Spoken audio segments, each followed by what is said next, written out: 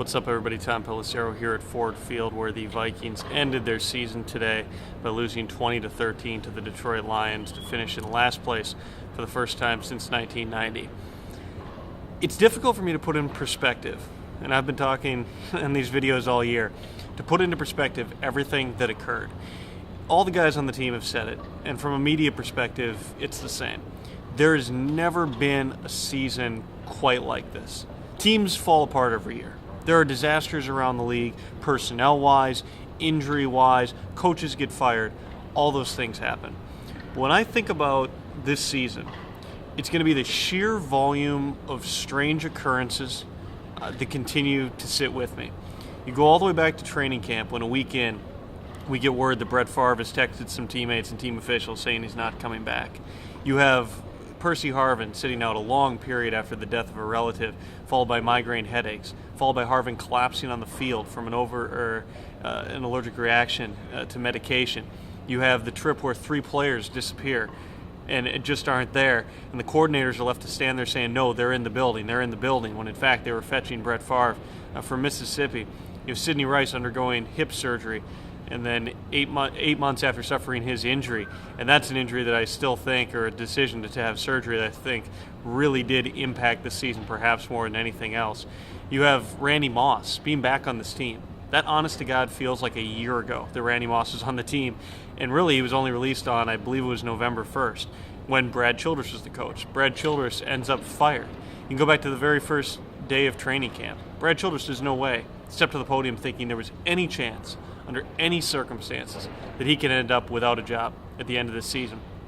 All of which is without even getting to the collapse of the Metrodome roof, forcing me to come to this building, Ford Field, 3 weeks ago to cover a Vikings home game against the Giants in Detroit. You have the game at TCF Bank Stadium. All along, and then you have the snow delay in Philadelphia. I'm forgetting things that occurred, because things that in any other season for any other team would be the biggest thing, the craziest thing that happened. For this team, things don't even make the top 10. And I covered the year that Brett Favre decided to come back after retiring from the Packers in 2008. I was working for the Green Bay Press-Gazette. And for 3 days, we were staked out outside Lambeau Field waiting for Favre's discussions with Mike McCarthy and Ted Thompson, and chasing cars, I remember one time I tried to get Greta Van Susteren on the phone because she had talked to Favre and done an interview, so I needed to talk to her, and I'm having a cell phone conversation with Greta Van Susteren 5 minutes before she went on air. Strange things like that occur. Not every team has them every year, but there's usually 1 or 2 kind of odd things that you have to deal with. I thought that summer 2008 would be the strangest thing I've ever seen in 8 years covering the NFL. This is by far the weirdest. When you consider the fact that everything that's going on with Rex Ryan and his wife and the Jets, and that's not the weirdest team that you had out there this year, this is definitely it. It's the Vikings. They finished 6-10 in a season that they came into with Super Bowl hopes.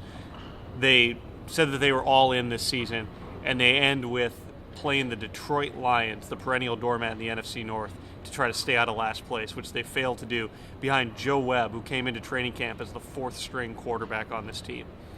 It's unbelievable to think that all this has transpired in a 5-month span.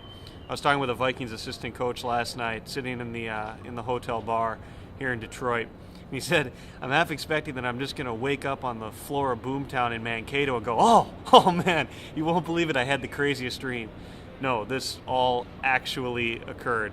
And no one in that locker room, none of the coaches, and certainly not those of us in the media, no matter how much strange stuff we've seen, no one could have anticipated this season to play out like this. Thanks a lot for hanging out. For those of you who have been watching these videos all year long, we'll continue to do them. Stick around, 1500ESPN.com. We will have everything covered coming up. See ya.